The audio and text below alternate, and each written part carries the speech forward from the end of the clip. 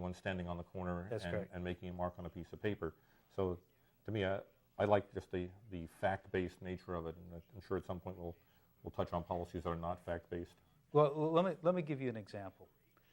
The CARSAREBASIC took the official statistics out of the original bicycle count that was in the Bicycle Master Plan that was published in 1974. Mm-hmm.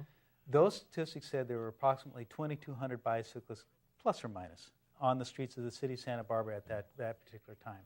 By 1980, that had gone up over 3,000. But what the city of Santa Barbara did not bother to tell you, even though they were collecting the statistics, that after 1980, there was a decline. And the longer out from 1980, closer to where we are now, the greater the decline has gone. So we now have fewer, by the city of Santa Barbara's own recognition, fewer bicyclists that were in 1974 on the streets, yet the city of Santa Barbara has built 34 miles of interconnected bicycle paths, and just outside of this studio, they're getting ready to put more bicycle paths that then again narrow the capacity and the ability for cars to travel on the streets. Yeah. Now, in fact, that your mention of the way that the bicycle ridership has been declining, right? That, to me, that suggests basically it's probably tracking to some degree the baby boomer demographic. Yes, it is. That there was a time when, for instance, when I was in college, and by the way, when I could not afford a car, where I went everywhere on my bicycle. I was a little on the sweaty side, but I went everywhere on my bicycle. Sure.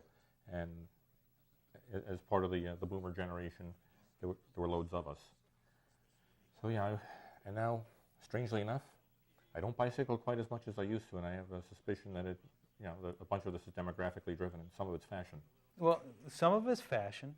Some of it's about the very fact that the automobile has become a fantastic technological piece of machinery.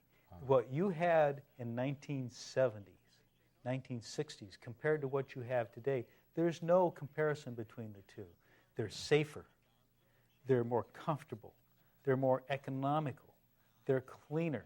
The music's better. The music's better.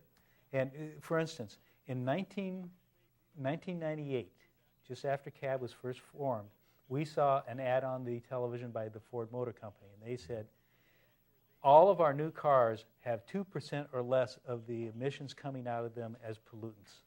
And I said, this can't be. I have a 1966 Fastback, and let me tell you, it's not going to be even close to that.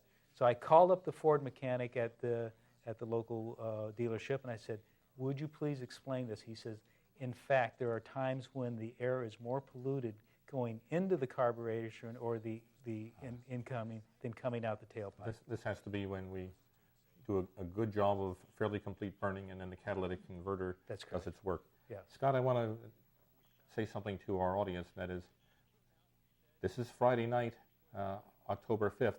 This is a live call-in show, and the point of us doing this is we want to help inform you. I want Scott to help inform me, and we want to hear from you. And people who agree with us are not the only people we want to hear. The entire point is that you and I are going to interact. So call already. The number is 564-4153. I hope it's on the screen. It usually is. 564-4153.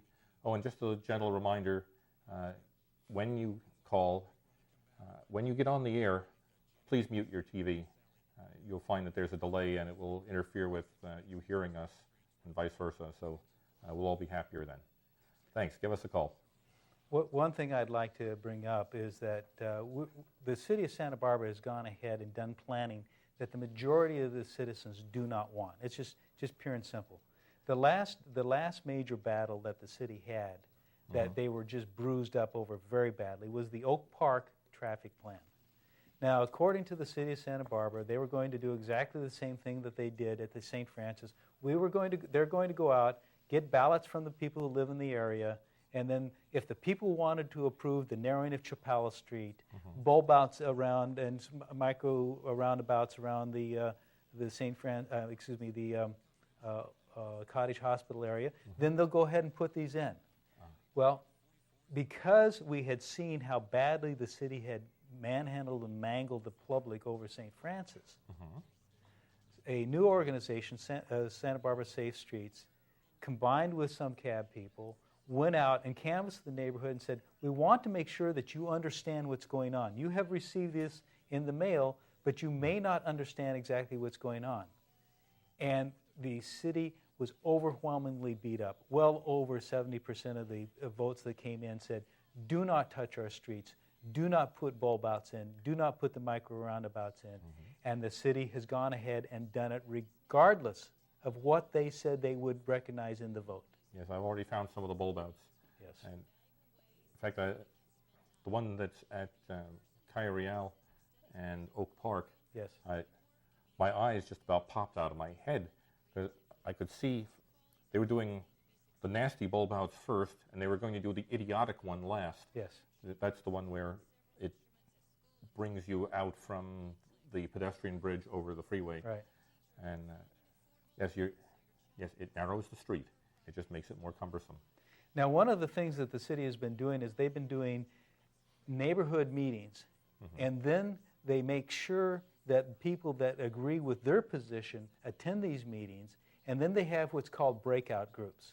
And they have made sure that there are a far greater number of people there than anybody else on their side, so that when they go into these breakout groups, these people actually push and shove verbally the people that are sitting there saying, well, we don't want them. We want our streets better. And it was amazing. Yeah, people of the opposition typically are separated, marginalized, and that's correct. And quieted down. I've read some of this. I've even wasn't a city thing, but I've been in a couple of presentations where it was obvious that the conclusion that was supposed to come out of the audience was foreordained, and Yes. that they were not going to stand for any participants actually altering it. As a matter of fact, Santa Barbara Safe Streets took the lead on the Oak Park balloting and the focus groups. And they bitterly complained about the fact that what was being reported back to the people at the focus groups did not reflect the people that were sitting there in the audience. They came back and said, oh, and by the way, this is what we are going to do based upon responses from the focus groups. And they had already had these things printed out. There's no way possible they could have printed those out right then and there. As in, excuse me, I didn't say that? That's right. That's exactly right. Now, how does that interconnect with what else is going on? Well, you have Plan Santa Barbara, which is the master plan for the city of Santa Barbara coming in. Okay, and who are these people? The city of Santa Barbara. It has to do a master plan update. I believe it's done every 10 years. Yes, it is. And part of this has been a focus group on Outer State Street. Now, the people can go, you can go and get through the City of Santa Barbara Public Works. You can go ahead and get a copy of the plan, and on the 9th of October, this plan will be up for discussion. And I can tell you right now that they have already gone out and created a document that basically brushes aside the objections of the people.